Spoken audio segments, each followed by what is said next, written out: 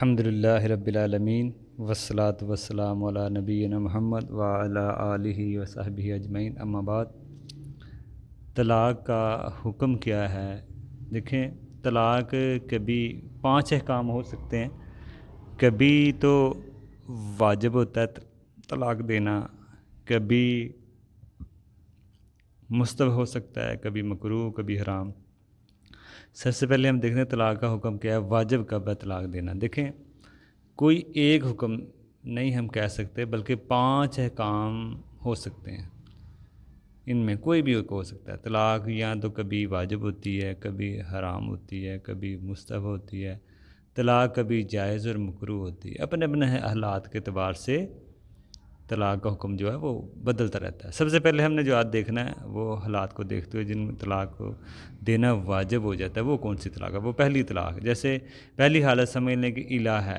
الہ مطلب الہ یہ کہہ لیں ہم، الہ یعنی کہ الہ ہم کہیں گے کہ اکثر مدت گزر جائے، اس کے بعد بھی آپ رجوع نہ کریں۔ الہ کی اکثر جو مدت ہے وہ گزر جائے اور اس کے بعد بھی آپ رجوع نہ کریں، ایسی صورت میں طلاق دینا واجب ہو جاتا ہے۔ الہ کیا ہے؟ یعنی کہ مطلب یہ ہے کہ کوئی شوہر قسم کھائے کہ اپنی بیوی کے قریب نہیں جائے گا، تو بات نہیں کرے گا۔ اگر کوئی قسم کھاتا ہے، اس کے لیے جائز نہیں ہے کہ وہ 4 مہینے سے زیادہ قسم کھائے، 4 مہینے سے زیادہ قسم کھائے۔ الہ کرے، یعنی کہ اگر 4 مہینے سے زیادہ مدت گزر جائے تو اسے کہا جائے گا کہ رجوع کر لو۔ اگر رجوع کر رہے تو ٹھیک ہے، اگر رجوع نہیں کرے گا تو پھر اسے کہا جائے گا کہ طلاق دو، واجب ہے اس کے اوپر۔ الہ میں یا تو رجوع کرے، 4 مہینے قسم کا رجوع کرے، نہیں قسم کا رجوع کر رہا تو پھر طلاق دے۔ یہ ایک حالت ہے۔ دوسری حالت طلاق کے واجب ہونے کی، اگر کسی کی بیوی جیسے زنا کر لے، توبہ نہ کرے، ایسی صورت میں شوہر کو طلاق دینا واجب ہو جاتا ہے، کیونکہ قرآن میں ہے کہ زانیت سے نکاح کرنا حرام ہے۔ اگر توبہ نہ کرے تو، اگر توبہ کرے، توبہ کر لے اور نکاح میں توبہ نہ کرے تو نکاح میں باقی رکھنا اسے حرام ہے، طلاق دینا واجب ہو جاتا ہے۔ اگر توبہ نہ کرے تب، اگر توبہ کر لے تو شوہر کو اختیار ہے اس کو رکھے یا چھوڑ دے۔ اسی طرح اگر شوہر اس جرم میں داخل ہو جائے، زنا بیوی بھی، اگر شوہر اس جرم میں داخل ہو جائے زنا والے میں، تو بیوی کے لیے بھی ہے کہ وہ طلاق کا مطالبہ کرنا بیوی پہ واجب ہے۔ کیوں؟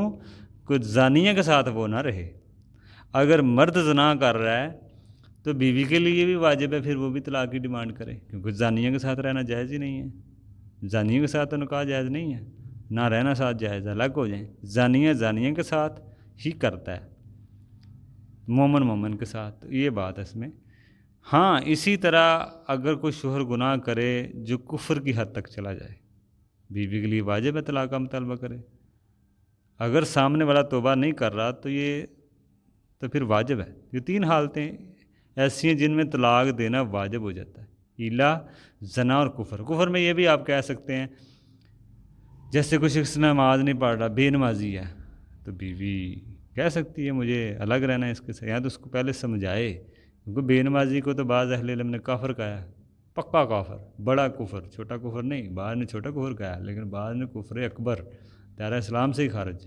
تو جب وہ ہے ہی کافر، بے نمازی ہے ہی کافر، مرتد، تو اس میں پھر بیوی اس کے ساتھ رہ رہی ہے، کافر کے ساتھ رہ رہی ہے، اس لیے بیوی اگر نمازی ہے تو اس کو الگ ہو جانا چاہیے۔